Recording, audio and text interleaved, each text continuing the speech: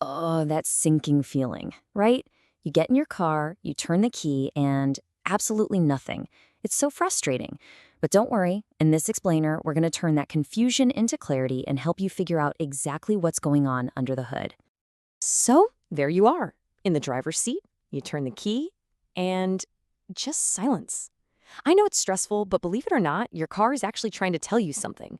We just need to learn how to decode the clues.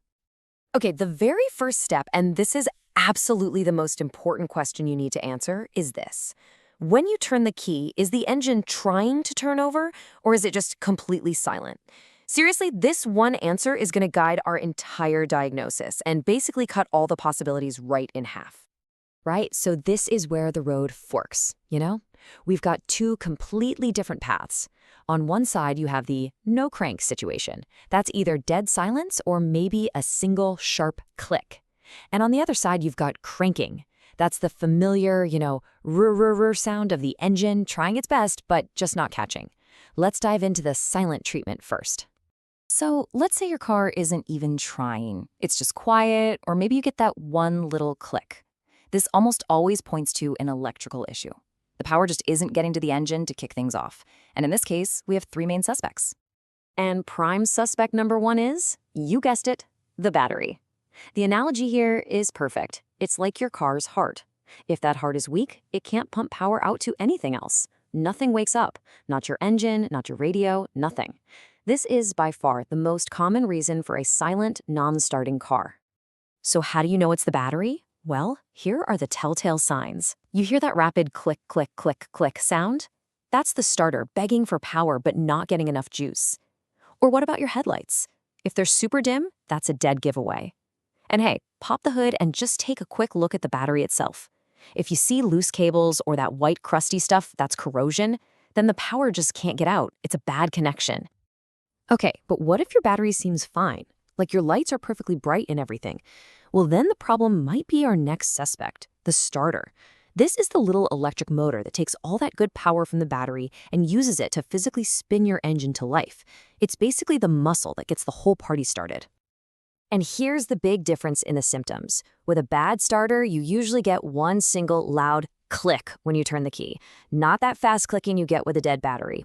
All your lights, your radio, everything will work perfectly fine. But here's the real clincher. If you try to jumpstart the car and it still does nothing, yep, you are almost certainly looking at a starter problem. All right, our last suspect in the no-crank lineup is the ignition switch. Think of this as the main on button for your car's entire electrical system. It's the boss that tells the battery and the starter that it's time to get to work. If this little switch fails, well, nothing happens because the command to start is never even sent. It's less common, for sure, but it's a possibility, especially if absolutely nothing, not even the dashboard, lights up. Okay, let's switch gears and head down that other path. This is the cranking conundrum. You turn the key and you hear that ruh, ruh, ruh. The engine is trying. And you know what? That's actually pretty good news. It means your battery and starter are probably doing their jobs. The problem now is that one of the three key ingredients for making an engine run is missing. You need fuel, you need spark, and these days you need security clearance.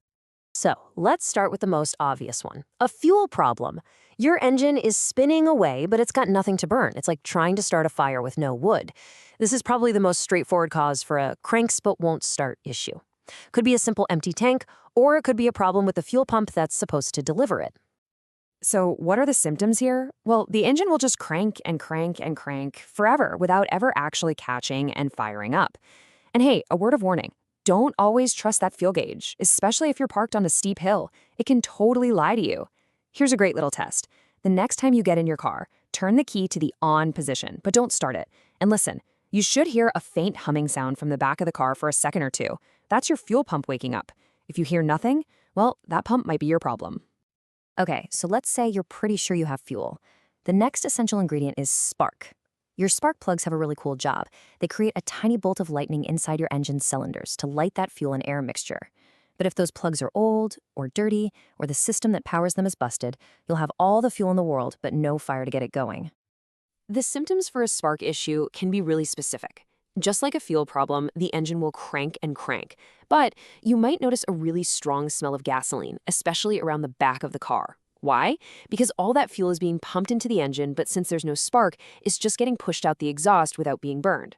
A big clue is if your car was running kind of rough or misfiring in the days leading up to this. And finally, we've got a very modern problem, your car's own security system. You see, most modern keys have a tiny little chip inside. If the car doesn't recognize that specific chip, its anti-theft system, called an immobilizer, will literally prevent the engine from starting. It thinks it's being stolen.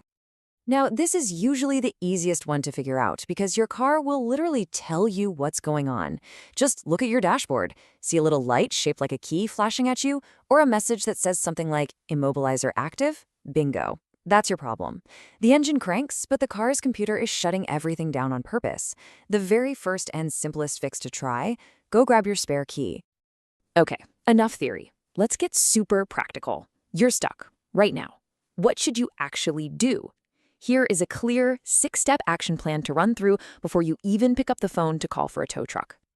Okay, here we go. Step 1, just look. Check the dashboard lights in your headlights. Are they bright or dim? Step 2, listen carefully. What sound is it making? Clicking, cranking, or total silence? Step 3, check the super simple stuff. We've all done it. Make sure you're in park or neutral. Press the brake pedal down hard. Sometimes even wiggling the steering wheel can help if the lock is engaged. Step 4, go get that spare key and try it. Step 5, if all signs point to a dead battery, try a jump start. And only after all that, if you're still stuck, is it time for step 6, call a mechanic.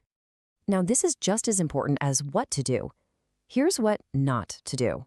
First, do not just keep cranking the engine over and over. You'll just wear out the starter and drain what's left of the battery. Second, don't ignore those clicking sounds. They're your biggest clue. Third, don't pump the gas pedal. That's an old trick for old cars. On modern cars, you can actually flood the engine and make things worse. And most important of all, if you're not sure what you're doing, don't start trying complex fixes. Know when it's time to call in a pro. Okay, so hopefully by now you've figured out the problem and you're back on the road. But how do we make sure we avoid this whole stressful situation from happening again? Let's talk about a few simple things you can do to stay ahead of the problem. Honestly, the single biggest thing you can do is keep an eye on your battery's age. Most car batteries only last about 3 to 5 years, and things like really hot weather can shorten that life even more. So think about it like this.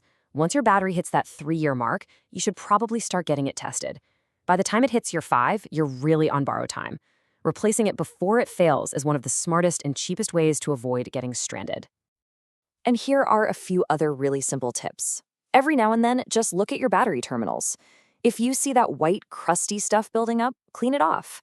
Second, stick to your car's regular service schedule. That's when your mechanic will check and replace things like spark plugs before they become a problem. And finally, try to avoid constantly driving with your fuel light on. It can be really tough on the fuel pump over the long haul. So the big takeaway here is this. I know a car that won't start can feel like a total disaster, but the cause is almost always one of a handful of simple, fixable problems. The key is not to panic. Just take a deep breath, approach it logically, listen for the clues your car is giving you, and take it one step at a time. So now you've got the roadmap. You have the framework to actually diagnose the problem. Instead of just feeling like a victim of a dead engine, you can be the detective who figures out what's really going on. So the only question left is, are you ready to listen to what your car is telling you?